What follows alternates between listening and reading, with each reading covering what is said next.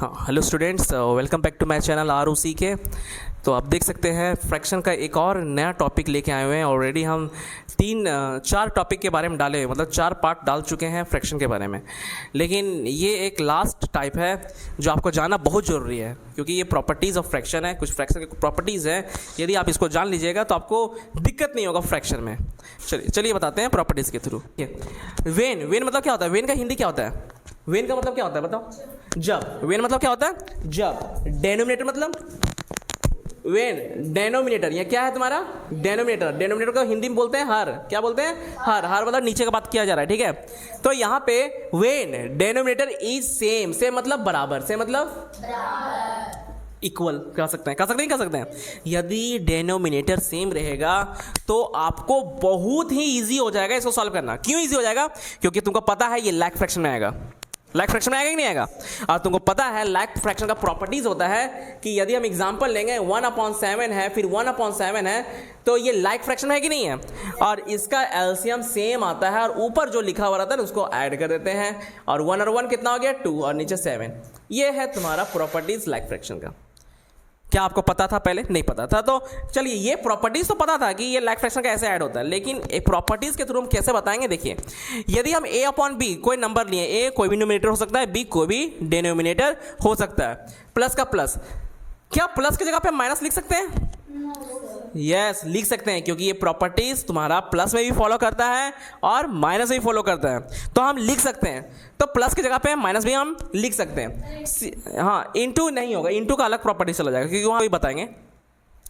a/b c/b, तो तुम देख सकते हो b और b क्या है? लाइक है। लाइक है कि नहीं है? और लाइक है तो इसका एलसीएम लाइक ही होगा, b ही होगा। और ऊपर जो लिखा हुआ रहेगा उसको हम सिर्फ क्या करेंगे? ऐड कर देंगे। उस ऊपर जो लिखा हुआ रहेगा उसको सिर्फ क्या करेंगे? ऐड कर देंगे। ऊपर जो लिखा हुआ उसको क्या कर देंगे? ऐड कर देंगे। तो ऐड करने के बाद देखो, जैसे 2/5 और 4/5, तो यहाँ पे देखो दोनों 5 और 5 सेम है कि नहीं है? 5 और 5 सेम है, तो नीचे सेम रहने दिए और ऊपर जो था ऐड कर दिए, और ये आ गया आंसर तुम्हारा 6/5।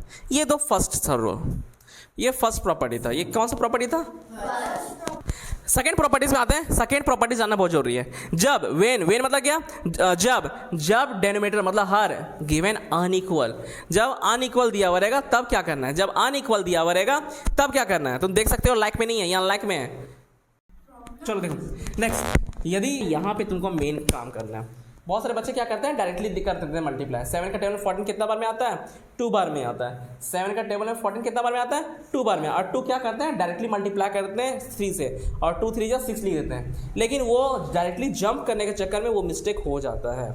इसीलिए तुमको वो स्टेप स्किप नहीं करना है। यदि तुम लोग लर्नर हो, तुम लोग स्टार्टिंग लर्नर हो, तो वो स्टेप तुम लोग मिस नहीं करना। तो ना पूरा डिटेल से लिखना। 7 का टेबल में 14 कितना बार में आता है? 2 बार में। और 2 को ऊपर 3, ऊपर मतलब क्या है? क्योंकि हम अभी चेक किसका कर रहे हैं? डेनोमिनेटर का चेक कर रहे हैं। देखो ध्यान से, हम अभी चेक किसका कर रहे हैं? डेनोमिनेटर का। तो डेनोमिनेटर का चेक किया। 7 का टेबल में 14 कितना बार में आता है? 2 बार में। बचा कौन? न्यूमरेटर बचा कि नहीं बचा? तो न्यूमरेटर लिख दिया मल्टीप्लाई में, कोई दिक्कत यहाँ पे? प्लस का प्लस। 14 का टेबल में 14 कितना बार में आता है? 1 में। बचा कौन?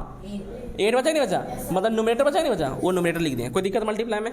बस यही स्टेप तुमको याद रखना है, और इसके अनुसार से फिर तुमको पता है बॉड मास रूल है कि नहीं? सबसे पहले मल्टीप्लाई सॉल्व होता है, तो मल्टीप्लाई सॉल्व करेंगे। 3 2 जा 6, 8 1 जा 8, और फिर प्लस कर देंगे, आ गया आंसर। ये सेकेंड प्रॉपर्टीज बताता है। सेकेंड प्रॉपर्टीज में तुमको बहुत ज़्यादा ध्यान रखना है, क्योंकि ये प्लस में भी फॉलो होता है, ये माइनस में भी फॉलो होता है। देखो यहाँ पे, जैसे यहाँ देखो 9 और 27 का एलसीएम यदि लेंगे तो 27 आएगा कि नहीं आएगा? और 9 का टेबल में 27 कितना बार में आता है? 3 बार में। 3 लिखे ही लिखें, और ऊपर जो था वो मल्टीप्लाई कर दें, कोई दिक्कत यहाँ पे? प्लस माइनस, ये तो तुमको पता है, तुम लोग तो एडवांस हैं ही इसके बारे में, पढ़ चुके इंटीजर्स। Plus minus minus. 27 का टेबल 27 कितना बार में आता है? 1 लिख दिया, और ऊपर क्या था? 8 लिख दिया, कोई दिक्कत यहाँ पे? समझ आया? अब हमको पता है according to BODMAS rule सबसे पहले क्या होता है? मल्टीप्लाई। 3 3 जा 8 1 जा 9 में दिया, तो और नीचे जो था वही रह गया। ये सेकंड प्रॉपर्टीज आपको जानना जरूरी है, क्योंकि सेकंड प्रॉपर्टीज ही इंपॉर्टेंट है, क्योंकि अधिकतर क्वेश्चन सेकंड प्रॉपर्टी से ही बनते हैं। सेकंड प्रॉपर्टी सर मतलब कि एलसीएम लेके बनते हैं कि नहीं बनते हैं? तो ये सेकंड प्रॉपर्टीज आपको जानना जरूरी है। थर्ड प्रॉपर्टीज क्या बोलता है कि यदि एलसीएम ना निकले, जैसे कि 5/2 का एलसीएम निकल सकता है क्या? ना, कोई टेबल में आएगा क्या? नहीं, तो डायरेक्टली मल्टीप्लाई होगा कि नहीं होगा? तो एलसीएम कैसे निकालते हैं, डायरेक्टली मल्टीप्लाई कर देते हैं, 5 2 जा 10, 10 लिख दिए और क्रॉस मल्टीप्लाई कर देते हैं, क्रॉस मल्टीप्लाई। फिर से समझो, इसको शॉर्टकट मेथड बोलते हैं, ठीक है।